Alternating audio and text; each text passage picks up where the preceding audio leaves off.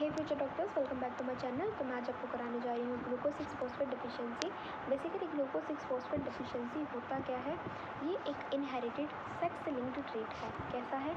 Inherited sex linked trait है।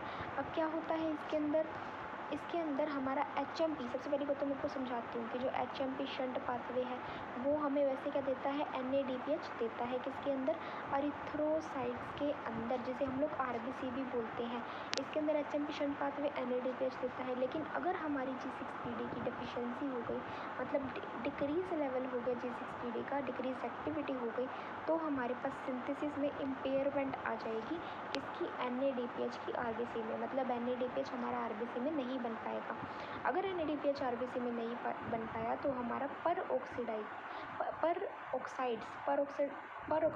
Oxides हमारा RBC के अंदर, मतलब एरिथ्रोसाइट्स के अंदर एक्यूमुलेट कर जाएगा, जिसकी वजह से हीमोलाइसिस हो जाएगा, यानी कि ब्रेकडाउन ऑफ RBC, और उसे हम लोग बोलते हैं हीमोलिटिक एनीमिया हो जाएगा, leading to haemolytic anaemia. I hope आपको समझ आया होगा glucose 6 phosphate deficiency. Glucose 6 phosphate deficiency is the inherited sex linked disorder. In this, the HMP shunt pathway is providing NADPH in erythrocytes, which is basically due to the decreased activity of G6PD deficiency. There is a due to the decreased activity of the G6PD, there is accumulation of the peroxides in the RBCs, and NADPH is not present in the RBC. So due to the accumulation of the peroxides in the RBC, क्या हो जाएगा? Haemolysis हो जाएगा, जिसकी वजह से haemolytic anaemia हो जाएगा। आई होप आपको समझ में आया होगा G6PD डेफिशिएंसी। नेक्स्ट मैं आपको बताती हूँ गैलेक्टोसीमिया क्या होता है। So galactosemia it is due to the deficiency of enzyme galactose 1 phosphate. ठीक है, गैलेक्टोसीमिया गैलेक्टोज 1 फॉस्फेट की डिफिशियंसी की वजह से होगा। ये एंजाइम गैलेक्टोज 1 फॉस्फेट जो होगा, ये क्या करेगा? एंजाइम गैलेक्टोज 1 फॉस्फेट जो होगा, ये यूरिडाइल ट्रांसफरेज। ठीक है, enzyme galactose 1 phosphate uridyl transferase, it is rare congenital disease. ठीक है, इन्फेंट्स के अंदर तो रेयर कंजेनाइटल डिसीज़ है। ठीक है, लेकिन inherited as an autosomal recessive disorder. वैसे ये इन्फेंट के अंदर रेयर कंजेनाइटल डिसीज़ है, मतलब रेयर है और बर्थ के टाइम पे प्रेजेंट है कंजेनाइटल डिसीज़ है, लेकिन ये इनहेरिट भी हो जाता है, एक्वायर भी हो जाता है। किससे? इनहेरिटेड हो जाता है as an autosomal recessive trait. ठीक है, फिर हम बात करते हैं galactose metabolism is impaired leading to the galactose levels in circulation. ठीक है, increase galactose level in circulation. अगर गैलेक्टो का मेटाबॉलिज्म इम्पेयर्ड होगा, गैलेक्टोस का मेटाबॉलिज्म नहीं हो रहा, तो हमारा गैलेक्टोस जो है वो बढ़ गया सर्कुलेशन में, गैलेक्टोसीमिया हो गया, और यूरिन यूरीमिया हो गया। अगर गैलेक्टोज हमारा क्या हो गया? डाइवर्ट कर गया for the production of galactitol. ठीक है, क्या कर गया? Diverted for the production of the galactitol, मतलब क्या हो जाएगा? मतलब हो जाएगा dulcitol by the enzyme aldolase. अगर हमारे पास क्या हो जाएगा? जो हमारे पास गैलेक्टोज है वो उसका एक्यूमुलेशन हो गया।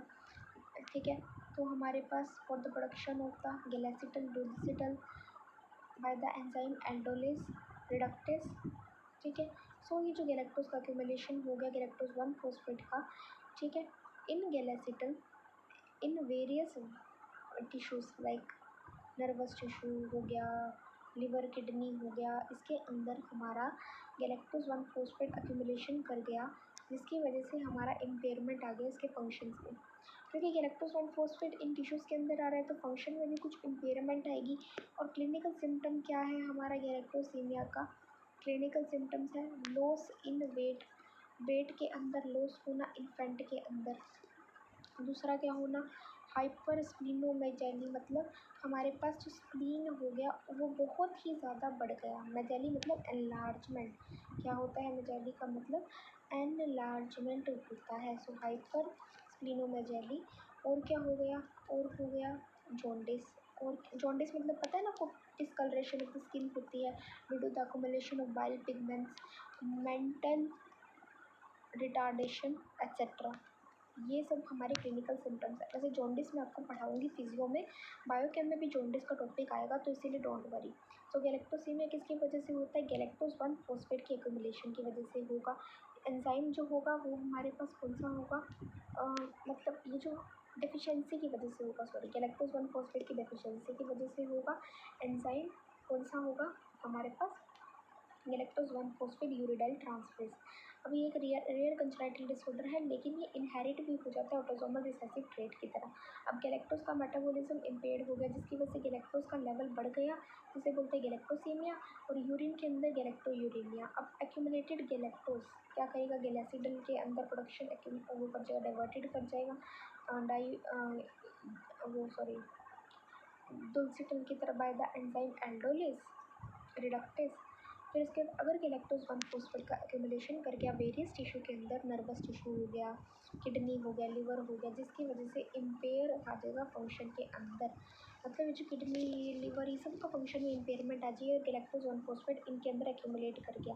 और क्लिनिकल सिम्टम क्या आ गए? वेट लॉस, वेट जो था हमारे पास वो लॉस हो गया, और हाइपरस्प्लिनोमेगेली और जॉन्डिस हो गया, और हमारे पास क्या हो गया? मेंटल रिटार्डेशन हो गया।